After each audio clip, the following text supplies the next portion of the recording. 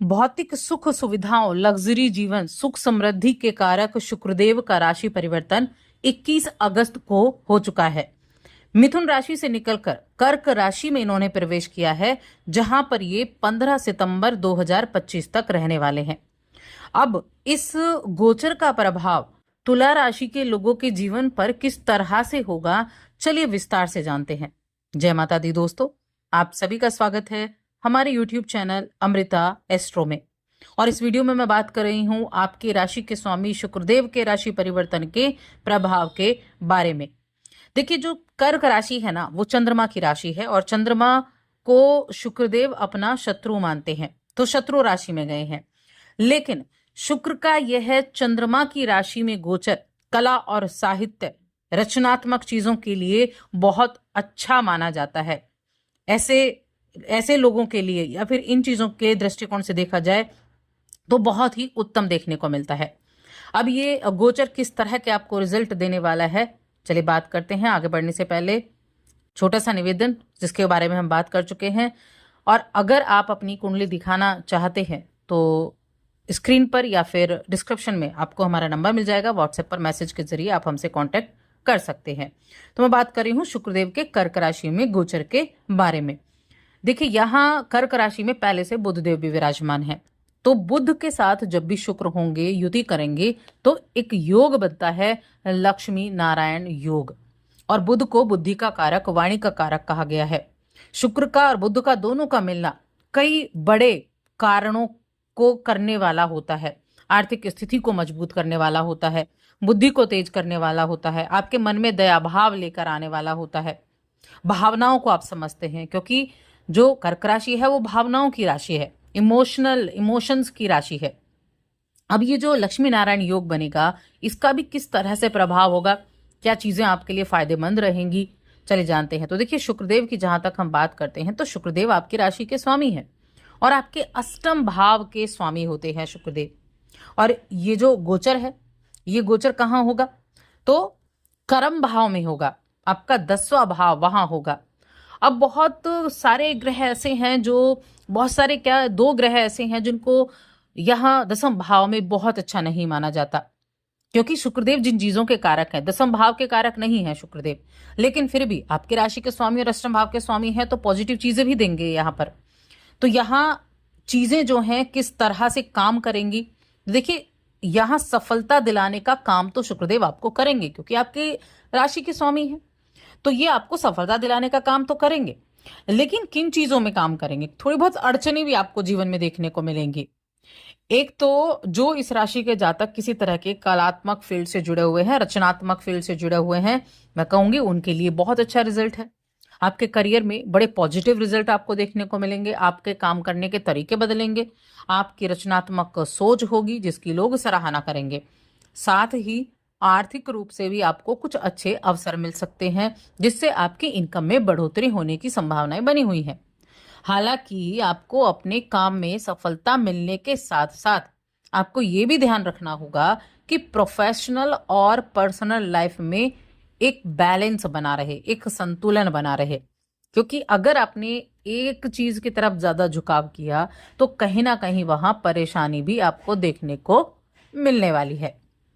देखिए, परिवार और अपने पार्टनर के साथ अपने समय को बिताना ना भूलें। ऐसा नहीं कि आप सिर्फ काम में लग जाएं और परिवार के साथ आप वक्त ना बिताएं, तो इस चीज को आपको ध्यान रखना है। अगर आप काम में उलझे रहेंगे तो रिश्तों में दूरी भी आ सकती है। यहाँ इस जो ये ग्रह का गोचर हुआ है, अब ये जो योग है, ये योग जो बनेगा लक्ष्मी नारायण योग की, जिसकी हमने बात की, तो ये योग बहुत ही उत्तम योग माना जाता है। लेकिन ये बनेगा 9 ही दिनों तक, 9 दिनों तक बुध यहाँ रहेंगे, उसके बाद बुध का राशि परिवर्तन हो जाएगा। तो इस योग का जो प्रभाव है वो, अगर शुक्रदेव आपकी कुंडली में अच्छी पोजीशन पर बैठे हैं तो बहुत ही शुभ उसका प्रभाव आपको देखने को मिलेगा। देखिए, कर्म के स्थान पर राशि के स्वामी का जाना कामों में सफलता दिलाने वाला माना गया है, लेकिन साथ में क्योंकि शुक्रदेव हैं, वो अड़चने देखने को मिल सकती है, कुछ चिंताएं रह सकते हैं, क्योंकि कर्क राशि में गए हैं तो चिंता ना हो, ऐसा तो हो नहीं सकता कि चंद्रमा की राशि में शुक्रदेव गए। तो बेहतर होगा किसी से भी विवाद ना करें, किसी से भी किसी भी तरह के विवाद की स्थिति में ना पड़े, और खास तौर से स्त्री से विवाद करना, घर परिवार की भी कोई स्त्री हो, ऑफिस में कोई स्त्री है, तो किसी भी स्त्री से विवाद करना उचित नहीं होगा, ये आपके लिए सावधानी है। नौकरी, व्यवसाय, व्यापार, जो भी आप काम कर रहे हैं, काम पर बस ध्यान देना है। कोई भी प्रॉब्लम होती है तो उसे बहुत ज्यादा टेंशन नहीं लेनी है, क्योंकि अब जब आप टेंशन लेंगे ना तो वो चीजें बढ़ जाएंगी। तो लगातार जब आप काम की करने की पूरी कोशिश करते रहेंगे तो वो आपको सफलता दिलाने का काम भी करेगी। और उन लोगों के लिए खास तौर से मैं बता दूं जो शासन प्रशासन से जुड़े व्यक्ति हैं, उनको तो किसी भी तरीके से कैसी भी विवादित स्थिति में नहीं पड़ना है, तभी आप धीरे धीरे कामयाबी की तरफ बढ़ेंगे। कहने का तात्पर्य है कि ये जो गोचर है 10वें भाव में बहुत अच्छा नहीं होता, लेकिन क्योंकि आपकी राशि के स्वामी है तो पॉजिटिव रिजल्ट तो आपको देंगे ही देंगे। आप इस दौरान अपने कर्म पर ध्यान रखेंगे। अपने अगर जितना फोकस आप अपने काम पर करते हैं तो आपको उतने परिणाम की उम्मीद भी रखनी है। आपको परिणाम भी मिलेंगे, लेकिन कितने, जो आपने अपने काम पर ध्यान रखा है तब आपको वहां अच्छे रिजल्ट देखने को मिलेंगे। इसलिए अपने काम पर पूरे तरीके से फोकस आपको बनाकर रखना होगा तुला राशि के जातकों के लिए।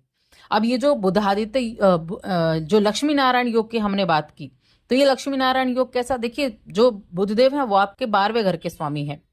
छठा नंबर आता है ना, 12वें घर के स्वामी है और भाग्य के स्वामी होते हैं जो 10वें भाव में गए हैं। तो बुध आपकी बुद्धि को अच्छे तरीके से डिसीजन लेने के लिए आपको यहाँ आपके लिए जीवन में यहाँ सफलता दिलाने का काम करेंगे। अच्छे डिसीजन आप ले पाएंगे क्योंकि ये कहीं ना कहीं भाग्य का स्वामी हो गया है। तो ये जो योग है ना, अगले 9 दिनों तक इसका प्रभाव बहुत अच्छा रहेगा। 9 दिनों के बाद जब बुध का गोचर हो जाएगा तब आपको सावधानी रखनी है, वरना तो धन समृद्धि आपको मिलेगी। बुद्धि का अच्छे से इस्तेमाल आप कर पाएंगे, अच्छे रिजल्ट ले पाएंगे और कलात्मक चीजों से कुछ ना कुछ आपका इस समय कुछ कामकाजी जीवन में बदलाव होने के चांसेस भी यहाँ बन सकते हैं। आपको ट्रेवल वगैरह करना पड़ सकता है अपने कामकाज के लिए। आपको बाहर से कोई अपॉर्चुनिटी भी मिल सकती है। अगर आप ऑनलाइन काम कर रहे हैं, अगर आपका सोशल मीडिया से जुड़ा हुआ काम है, तब भी आपके काम की प्रशंसा, आपके काम के जरिए पहचान का योग भी बन सकता है इन 9 दिनों में। तो अपने एफर्ट में किसी भी तरह का कसर आपको नहीं छोड़नी है, क्योंकि ये योग केंद्र में बना है और जब ये योग केंद्र में बनता है ना तो ये योग बहुत मजबूत होता है। ऊपर से यहाँ कोई पापी ग्रह भी नहीं देख रहा है, तो ये आपको सफलता देने का काम जरूर करेगा। उसके बाद जब 9 दिन के बाद ये युति टूटेगी, यानी कि बुध का राशि परिवर्तन हो जाएगा, तब किसी भी तरह के विवाद में आपको नहीं पड़ना है। डिसीजन ठीक से लेने हैं, जितना काम पर फोकस उतने अच्छे रिजल्ट मिलेंगे। अब ऐसे कुछ उपाय भी हैं जिससे आप उपाय करके जो भी नेगेटिव चीजें हो रही हैं उनको दूर कर सकते हैं, क्योंकि आपकी राशि के तो स्वामी हैं। अगर आप इनके उपाय करते हैं तो बहुत अच्छा है।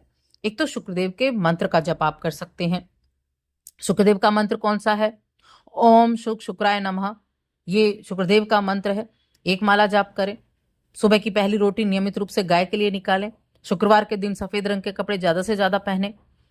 ऐसे कार्य आप कर सकते हैं और साथ में लक्ष्मी स्तोत्र का पाठ भी कर सकते हैं। तो उससे कहीं ना कहीं आपको और अधिक पॉजिटिव रिजल्ट भी देखने को मिलने वाले हैं। एक चीज और है, घर की जो महिलाएं हैं, ऑफिस में जो महिलाएं हैं, उनका सम्मान भी करें तो बहुत अच्छे रिजल्ट मिलेंगे। तो बस आज की इस वीडियो में इतना ही।